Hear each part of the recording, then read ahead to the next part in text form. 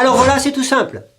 Quand tu vas trouver un psy, tu rencontres un partenaire nouveau, que tu n'as jamais rencontré dans ta vie et avec lequel tu vas jouer une nouvelle partie. Pour cette partie, toi et lui, vous devez être là en personne. Mais la partie se joue dans la parole exclusivement. Mais pourquoi tu vas ajouter à ta vie cette partie à jouer? Parce que tu peux pas le faire avec tes partenaires dans la vie. S'il y avait l'instinct sexuel dans l'espèce humaine, il n'y aurait pas la psy. Parce que tu n'aurais pas à te poser de questions. Parce qu'il y aurait une force aveugle, muette, qui te dirigerait vers le partenaire qu'il te faut, le partenaire standard, celui qui te correspond. Tu vois?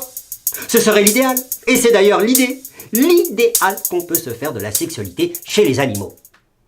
T'as pas besoin d'être psy pour savoir que c'est pas comme ça que les choses se passent dans l'espèce humaine.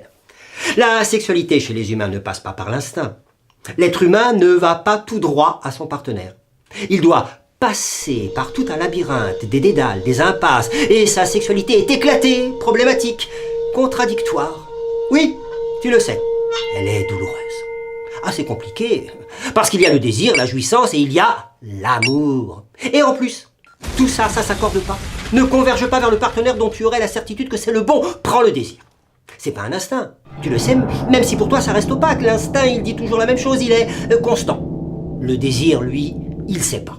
Il est toujours lié à une question. Le désir est lui-même une question. Qu'est-ce que tu désires vraiment? Est-ce que ton désir est le vrai désir? Ton désir est-il le bon? Est-il interdit?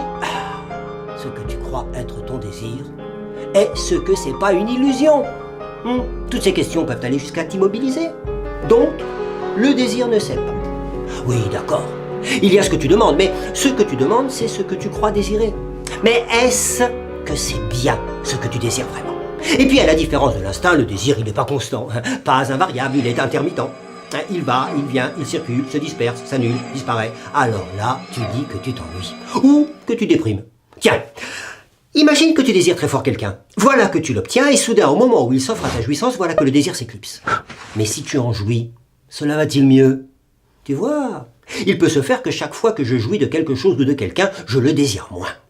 Donc, même si ton désir est intense, cette intensité ne te donne aucune garantie permanente, ni à toi, ni à l'autre. Car le désir peut se déplacer ou dépérir avec le temps. Et puis le désir, ça tient pas seulement à toi, l'instinct, oui. L'instinct est supposé être inscrit dans ma nature, il est supposé fonctionner automatiquement. Mais tu vois, c'est pas le cas du désir.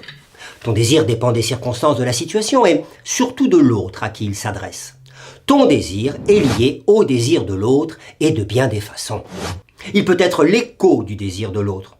Dans ce cas, il faut que l'autre désire pour que tu désires à ton tour. Et tu épies les signes de son désir pour désirer. Ça peut vouloir dire désirer ce qu'il désire, ça peut vouloir dire te conformer à ce qu'il désire, mais ça peut vouloir dire aussi que tu dois désirer autre chose que ce qu'il désire. Pour que ton désir soit bien le tien, à toi, pour que tu sois toi-même, pour que tu ne disparaisses pas dans son désir à lui. Voilà, tu sais tout sur le désir de l'autre. Qui te sollicite, qui veut quelque chose de toi, qui te dérange dans ta routine. Tu peux aussi le désirer l'exterminer. Il y a encore une autre façon de trouver dans le désir de l'autre la boussole de ton propre désir. C'est qu'il pose un obstacle, une limite, une loi, c'est qu'il interdise, c'est qu'il te dise ceci ne doit pas être désiré. Alors du coup, tu sais où est le désirable, puisque tu sais à quoi tu n'as pas droit, ce qui est interdit. Le désir est un lien, une relation ultra sensible au signe de l'autre, parce que le désir passe de l'un à l'autre, se communique, s'inverse, et c'est aussi le miroir aux alouettes, c'est-à-dire qu'il est trompeur. Mais il y a aussi autre chose que les désirs, il y a la jouissance. Et à ce niveau-là, on ne peut pas se reconnaître soi-même.